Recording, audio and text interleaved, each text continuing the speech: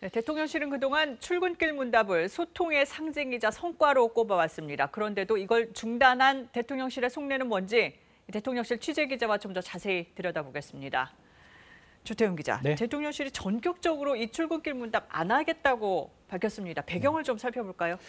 지난 금요일 MBC 기자의 질문 또 이어진 설전, 여기에 대한 대통령실 참모들의 말을 종합해보면 좀 짐작이 가능한데요. 네. 이 당시 상황을 고성이 오가고 난동에 가까운 행위라고 표현을 했습니다. 피의자를 세워놓고 따지듯이 질문을 하는 것 같았다거나 질문이 아니라 징후를 던졌다라고 말하는 참모들도 있었습니다. 네. 그러니까 이거를 일종의 공격으로 받아들이는 건데요. 다만 당시 상황에 대한 판단은 보는 사람들마다 좀 다른 게 사실이긴 합니다. 네.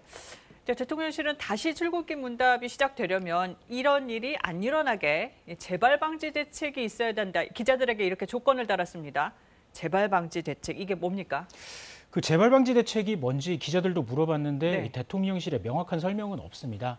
다만 기자단에다가 이 의견을 달라고 하면서 참고로 3가지를 제시를 했는데요. 네. 해당 MBC 기자에 대한 출입 취소 또는 정지, 기자 교체 같은 그러니까 징계에 관한 내용들입니다.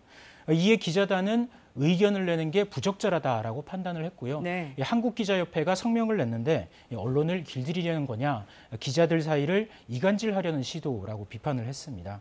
대통령실이 염두에 둔 듯한 이런 재발 방지책 안 되면은 이 출근길 문답이 언제 재개될지 이거는 현재로서는 좀 불투명합니다. 네. 이번에 중단 조치가 내려진 거는 이 참모들이 회의를 해서 이 대통령한테 건의를 한 걸로 전해졌는데 네. 이 출근길 문답을 계속하겠다는 윤 대통령 생각은 아직도 좀 여전한 걸로 알려져 있습니다.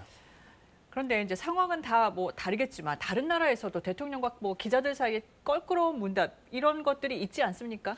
직접 비교하기는 좀 뭐 상황도 다르고 해서 좀 어렵지만요. 네. 미국이나 일본 같은데 이 비슷한 문답 사례가 있었습니다. 물론 그 불쾌한 질문, 불편한 질문 이런 것도 있었을 테고요. 이 바이든 미 대통령은 기자를 향해서 좀 불편한 질문을 하는 기자한테 욕설을 했다가 사과를 하기도 했었고요. 트럼프 전 대통령 같은 경우는 CNN 기자를 백악관 출입 정지 조치를 내렸다가 소송전 끝에 취소하기도 했었습니다. 네. 그럼 대통령실과 이 특정 언론과의 갈등 언제까지 이어질까요? 윤 대통령 지난 8월 취임 100일 기자회견에서 언론과의 소통이 국민과의 소통이다.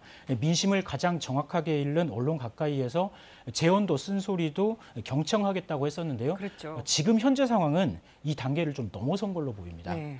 지난 전용기 배제 당시에 이른바 보수 언론들조차도 감정적 대응이다라고 좀 부정평가를 했었거든요. 국정과제나 민생하고 좀 관련 없는 일이 이렇게 전국의 중심에 서는 거는 이제 그만둬야 한다라는 의견이 많습니다. 또 언론의 책임의 목소리와 함께 이 출근길 문답이 이 국민들한테 긍정 평가를 받아온 만큼 이 대통령이 약속했던 이 소통의 약속 좀 계속돼야 한다 이런 의견도 상당히 많은 게 사실입니다. 네, 주태훈 기자 잘 들었습니다.